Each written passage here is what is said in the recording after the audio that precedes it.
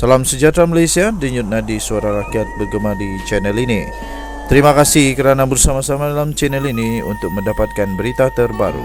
Bagi anda yang pertama kali, sila tekan butang subscribe, like dan share. Kita jumpa lagi, bye-bye.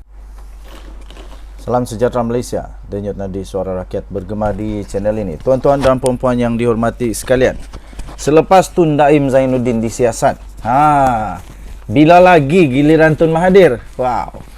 Ini satu persoalan yang sangat jelas, sangat-sangat penting dan pastinya dinantikan oleh seluruh rakyat Malaysia. Sama ada kamu orang suka dengan politik atau tidak, tapi tetap mahu tahu. Selepas Tun Daim Zainuddin disiasat oleh SPRM, bila lagi giliran Tun Mahathir? Apabila bercakap tentang Tun Daim Zainuddin, mesti tidak mahu tidak mahu, ia mesti terikat dengan Tun Mahathir Mohamad. Meskipun belum dilantik, sebelum dilantik menganggotai kabinet buat pertama kali dengan jawatan sebagai Menteri Kewangan pada 1984 dahulu, Tun Daim memang sudah sedia memang kaya raya. Tapi kekayaannya dan namanya menjadi lebih disebut setelah disebut ramai setelah lantikan itu. Diperkatakan dan dipercayai ramai bahawa dengan jawatan dalam kerajaan dan setelah beliau menjadi orang kepercayaan kepada Tun Mahathir, itulah yang menjadikan beliau tersangat-sangat kaya. Sebelum itu, kalau berselisih bahu pun barangkali ramai tidak peduli dengannya.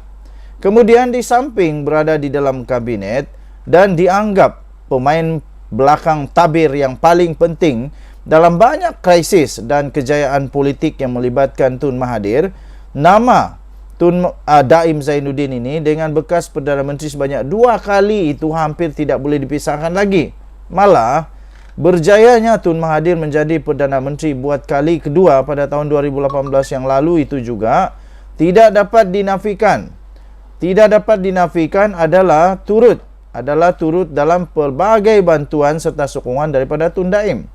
Selepas itu, untuk membantu menjayakan misi Tun Mahathir, Tun Daim pula turut sanggup untuk menghidupkan lesen peguamnya bagi membolehkan beliau untuk berulang-alik menemui Anwar Ibrahim di penjara Sungai Buloh untuk merundingkan pelbagai perkara sebelum ketibaan PRU14 pada tahun 2018.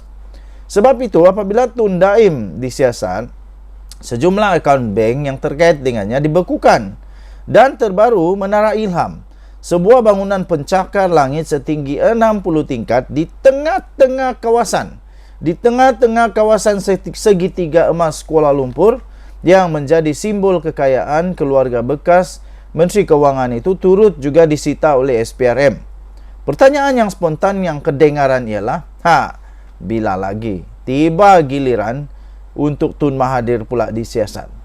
Apalagi sepanjang hampir 25 tahun perjuangan Anwar untuk mengejar kerusi impian Perdana Menteri, kerusi nombor 1 di Malaysia, Perdana Menteri, selepas beliau dipecat daripada UMNO pada tahun 1998, sasarannya terhadap Tun Mahathir dan Tun Daim sentiasa saja basah di bibirnya ketika berceramah di mana-mana. Kalaupun tidak beribu kali, barangkali beratus kali juga Anwar pernah menyebut akan menyiasat dua orang Tun ini berkenaan jika ditakdirkan beliau beroleh kuasa sebagai Perdana Menteri suatu hari nanti. Itu sebenarnya yang menyebabkan Tun Mahathir tidak pernah diam daripada cuba menghalang kemarahan Anwar. Walaupun setelah meletak jawatan sebagai Perdana Menteri pada tahun 2003 yang lalu, bahkan tindakan Datuk Seri Anwar Ibrahim, bahkan tindakan Tun Mahathir berjaya menjadi bahkan terbukti apabila bahkan tindakan Tun Mahathir berbaik semula dengan Anwar dengan sanggup berkunjung ke mahkamah untuk berdamai pada tahun 2016 adalah semata-mata untuk menghalang kemarahan pengurus PH itu. Ia terbukti apabila Tun Mahathir berjaya menjadi Perdana Menteri buat kali keduanya pada 2018 yang lalu. Beliau didapati begitu liat dan melakukan macam-macam dalih daripada mematuhi perjanjian peralihan kuasa kepada Datuk Seri Anwar Ibrahim. Beliau juga kemudiannya lebih sanggup meletakkan jawatan dengan harapan akan terpilih semula sebagai Perdana Menteri tanpa terikat lagi dengan sebarang janji peralihan kuasa. Namun, nama mahu menyerahkan jawatan Perdana Menteri pada Anwar tidak sama sekali terjadi. Benar sebagaimana selalu diperingatkan kepada kita, manusia merancang, Tuhan juga ada perancangan. Tun Mahathir akhirnya gagal dalam perancangannya untuk terus kekal berkuasa kerana dihianati pula oleh Mahyadin Mat Yassin. Anwar yang dihalang berkali-kali pula tercapai juga sudahnya impian untuk menduduki kerusi Perdana Menteri selepas PRU15 yang lalu. Kini memandangkan Anwar dilihat meraih sokongan yang agak tinggi daripada rakyat berikutan siasatan SPRM terhadap Tun Daim, maka tidak dapat dielakkan ramai yang berharap giliran Tun Mahathir akan menyusul pula selepas ini. Kata mereka yang nakal, kalau Tun Daim didapati begitu kaya setelah berada dalam kerajaan, mustahil Tun Mahathir yang melantiknya tidak sama-sama kaya. Ini kata mereka yang nakal dalam tulisan ini. Atau mungkinkah barangkali dicampur dengan kekayaan anak-anaknya, Tun Mahathir sebenarnya jauh lebih kaya daripada Tun Daim. Cuma satu saja yang pasti. Berdasarkan dapatan rambang melalui pertanyaan terbuka dan spontan, dengan pelbagai pihak yang sempat saya lakukan, Anwar yang menuai lebih sokongan daripada rakyat, Anwar akan menuai lebih sokongan rakyat lagi jika beliau dapat membuktikan ada salah laku dalam kekayaan Tun Mahathir dan anak-anaknya. Terlanjur, Tun Mahathir sendiri secara sinis mengatakan semua Tun perlu disiasat kekayaan mereka, persoalannya sediakan Anwar. Ditulis oleh Sabudin Husin, diterbitkan 27 Disember 2023 di sabudin.com.net. Tajuk dia memang padu. Selepas Tun Daim disiasat SPRM, bila lagi giliran Tun Mahathir? Saya pikir tidak lama lagi ada juga akan disiasat Mahathir nih, kalau ada yang perlu disiasat.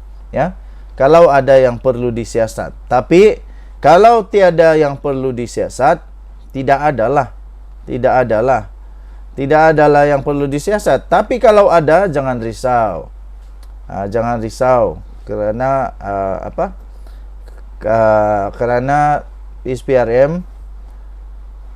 SPRM tidak akan biarkan. Tidak akan biarkan salah laku berleluasa lagi di Malaysia. Tahniah diucapkan kepada SPRM. Anda boleh membaca apa yang saya baca sebentar tadi itu di sabudin.com.net. Memang padu lah tulisan ni. Memang padu. Betul juga. Kata orang-orang nakal tadi itu memang agak betul. Orang-orang nakal. Kata tulisan tadi, orang-orang nakal tu kata, kalau Tun Daim boleh kaya, takkan Mahathir tak boleh kaya. Okey, kita jumpa lagi. Selamat pagi Malaysia. Bye-bye.